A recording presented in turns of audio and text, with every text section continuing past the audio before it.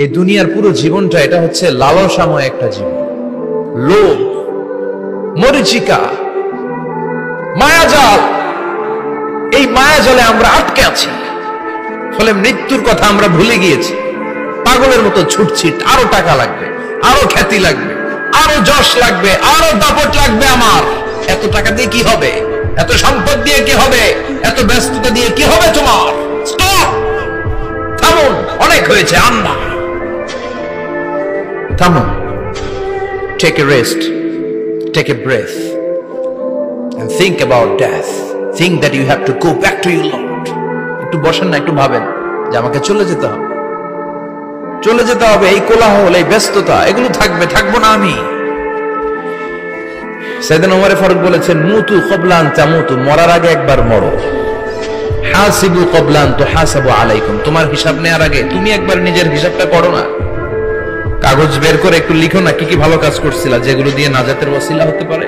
1 2 3, আর কি কি আকাম কুকাম করছো দেখো না, লিখে দেখো তোমার অবস্থাটা কি। মরার আগে একবার মরো।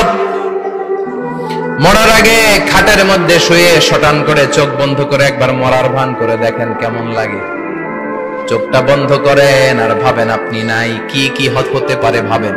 আপনার ছেলে মেয়েরা কান্না জুড়ে দিবে, আপনার প্রাণের স্ত্রী বিলাপ শুরু করে দিবে, বন্ধু বান্ধবের চিৎকার আর মাতম, স্থানীয় এলাকায় মসজিদে ঘোষণা, অমুক এলাকার নিবাসী অমুক ভাই অমুকের ছেলে অমুক দুনিয়ায় নাই।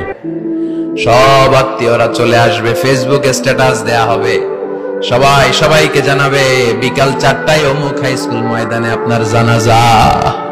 ছুটে আসবে, সবাই ছুটে আসবে আপনাকে শেষ বিদায় দিতে, গুড বাই জানানোর জন্য, আল ওয়াদা, বিদায় জানাতে আসবে সবাই। 4 তাকবীর দিয়ে আপনার জানাজা হবে, অশ্রুসিক্ত জানাজায় আপনার বিদায় হবে।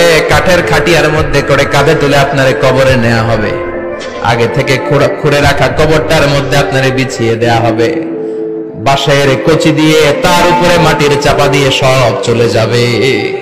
ভাবেন না একবার চোখ বন্ধ করে, this is the circle of life, this is the nature of life. এটা সবার হবে, আমার হবে, আপনার হবে। এত মায়া, এত ভালোবাসা কই যাবে? কেউ থাকবে না, সবাই আপনার অন্ধকার কবরে রেখে দিয়ে চলে আসবে। উপরে বাঁশের কঞ্চি, তার উপরে মাটির চাপা, অন্ধকার আর অন্ধকার। এই অন্ধকার যেন শেষ হতে চায় না।